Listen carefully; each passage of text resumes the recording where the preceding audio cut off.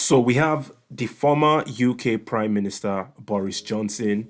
He visits Nigeria and he stylistically infuse a conversation about Russia and Ukraine while giving a speech somewhere. First and foremost, he's talking about how there is a relationship between Nigeria and the UK, and the relationship needs to be improved. He also spoke about two great democracies. Now I'm going to quote Boris Johnson. He says, "Now is the time when the world is so uncertain, when some nations are disentangling. Now is the time for Nigeria and the UK, two great democracies, to work together." That's obviously a lie because we do not have a democratic system in Nigeria, and the United Kingdom, including the United States, they have been pushing for their type of democratic system to be practiced in Nigeria.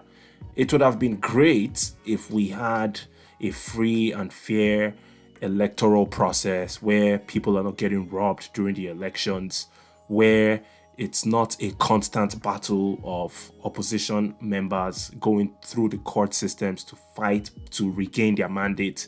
If that was the case, it would have been good. But we all know that's not the case. And one of the reasons why it's that way is because the UK and the US have been interfering in our affairs. But what struck me the most about Boris Johnson, whom, by the way, is extremely hated by his people from the UK, they don't like the guy. They perceive Boris Johnson as a traitor. That's what I believe. Anyways, this guy stylistically infuses Russia, Ukraine while addressing Nigerians. This is what he had to say. He said, "You need a society that is open and that is tolerant to human development potentials," which I definitely agree. And then he says something about the Ukrainians are going to win. Putin got it wrong. He is undemocratic. He only has yes men.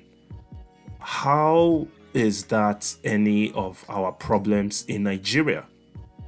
You see how sneaky this guy is, and how these Western governments and their representatives come through and start sneaking in their own agendas into stuff that we have no business in? I mean, what is the business of Nigeria with Russia and Ukraine conflict?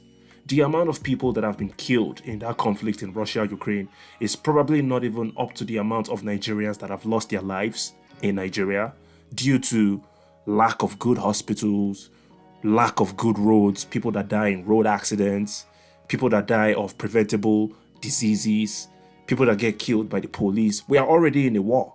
Boko Haram kidnapping tons of people. You have Fulani terrorists killing and maiming people all over the country. We have over 10 million refugees currently in Nigeria.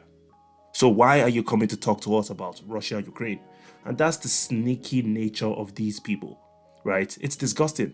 What makes it even worse is we have our own political figures in Nigeria that love them. They support them simply because they enjoy the benefits of the destruction of Nigeria, as opposed to us, the regular people, that we have to bear the brunt.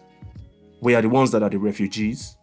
We are the ones that are the victims of the poverty capital of the world, not the politicians, and definitely not these foreign entities like Boris Johnson. So, bottom line is, Boris Johnson and his sneaky way, and any other representative from any other country of the world that has claimed that, oh, you're friends with us, we want you guys to have it good, but you've kept quiet over all these decades while we have been pushed into extreme poverty. You have collaborated with our politicians, our leaders, to maintain the status quo where we, the people, remain in poverty. And then all of a sudden you want to come through and sneak in your agenda. It's not going to work. You, the regular people, when this happens, don't praise them. Curse them. They don't deserve any respect from you. We don't need any agenda about your war going on in Europe. That's your war. That's your problem. I understand if it turns out to be a nuclear war, it might affect us. Yes, it's going to affect us at some point if that happens. Hopefully that doesn't happen. But most importantly, we have too many problems and we are not ready to add any other external issues.